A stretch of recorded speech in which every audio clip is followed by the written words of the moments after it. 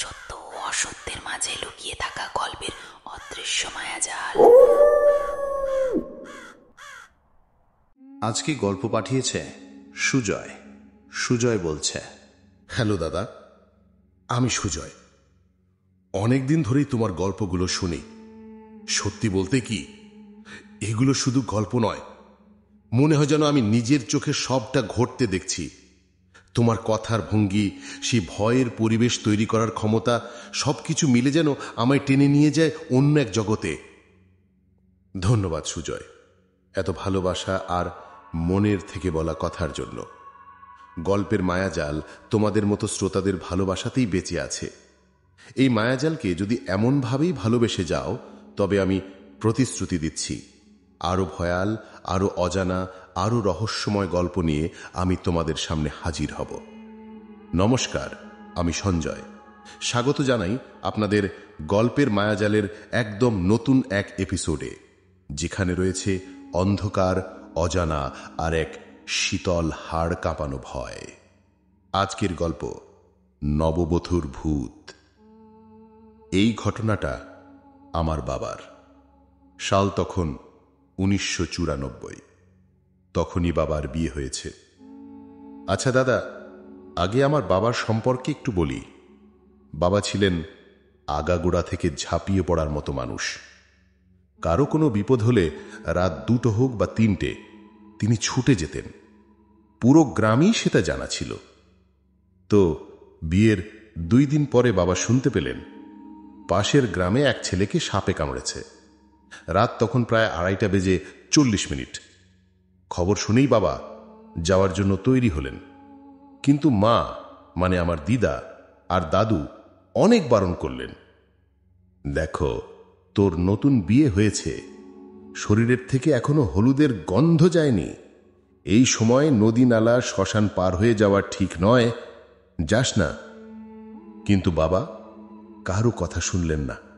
বললেন, ধুর, কিছু হবে না, গিয়ে দেখে আসি, তারপর ফিরে আসব, এবং বেরিয়ে গেলেন।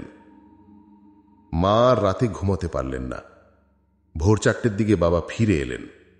মাথা থেকে পা পর্যন্ত ঘামে ভিজে, শরীরে কাদা লেগে যেন ভীষণ ভয় পেয়েছেন। দেখে মা দৌড়ে দিদা দাদুকে ডাকলেন। তারা এসে জিজ্ঞেস করলেন, কি হয়েছে? বাবা প্রথমে কিছুই বললেন না।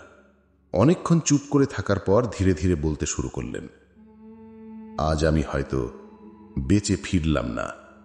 যা দেখেছি কোনো দিন ভুলতে পারবো না। বাবা যা বললেন, সাপকাটা ছেলেটির বাড়ির দিকে যাচ্ছিলেন। কিছু দূর যাওয়ার পর প্রথমে পড়ল শ্মশান। শ্মশান পার হওয়ার কিছু পর হঠাৎ পিছন থেকে কেউ ডাকল। বাবা ঘুরে তাকালেন, কেউ নেই। আবার কয়েক পা হেঁটে যেতেই আবার ডাক। এভাবে 3-4 বার হল।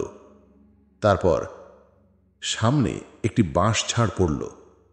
সেখানে হঠাৎ দেখলেন বাঁশের মাথার উপরে একজন দাঁড়িয়ে আছে। অস্বাভাবিক লম্বা পা, ভয়ঙ্কর চাহনি, মুখে অদ্ভুত হাসি নিয়ে বলল, আমার পায়ের ফাঁক দিয়ে যা। বাবা থমকে গেলেন। সে বারবার একই কথা বলতে লাগল, আমার পায়ের ফাঁক দিয়ে যা। কিন্তু বাবা সাহস করে সরাসরি না গিয়ে অন্য দিক দিয়ে ঘুরে গেলেন। তারপর আবার মনে হতে লাগল পিছনে কেউ হাঁটছে। বাবা থামলেই সে থেমে যায়। পেছনে তাকালে কাউকে দেখা যায় না। ভয়ে বাবা দৌড় লাগালেন। পেছন থেকে স্পষ্ট শোনা গেল, কোথায় পালাস রে, দাঁড়া দাঁড়া। কোনো মতে নদী নালা শ্মশান পার হয়ে গ্রামে ফিরে এলেন। সব শুনে দিদা বাবাকে খুব বকুনি দিলেন। বলেছিলাম না যেতে, তাও শুনোনি, এখন এসব ভয়ের কথা বলছিস। বাবা তখনও ঘোরের মধ্যে বলছিলেন, আমি তাকে দেখছি, সে গেটের বাইরে দাঁড়িয়ে আমার দিকে তাকিয়ে আছে। এভাবে 2-3 দিন ধরে একই কথা বলতেন। পরে ঝাড়ফুঁক করানো হয়।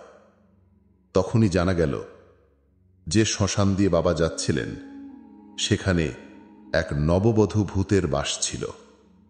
বাবাকে দেখে সে নাকি পছন্দ করে ফেলেছিল। আর বাঁশঝাড়ে যে ভয়ঙ্কর রূপে দাঁড়িয়েছিল সেটা ছিল জিন। সে বাবাকে মারতে চেয়েছিল। যদি বাবা সত্যি তার পায়ের ফাঁক দিয়ে যেতেন তাহলে সে পা দিয়ে আটকে মেরে দিত। এটাই ছিল আজকের গল্প। কেমন লাগলো কমেন্টে জানিও। আর তোমরা কোথা থেকে এই গল্প শুনছো সেটা অবশ্যই জানিও।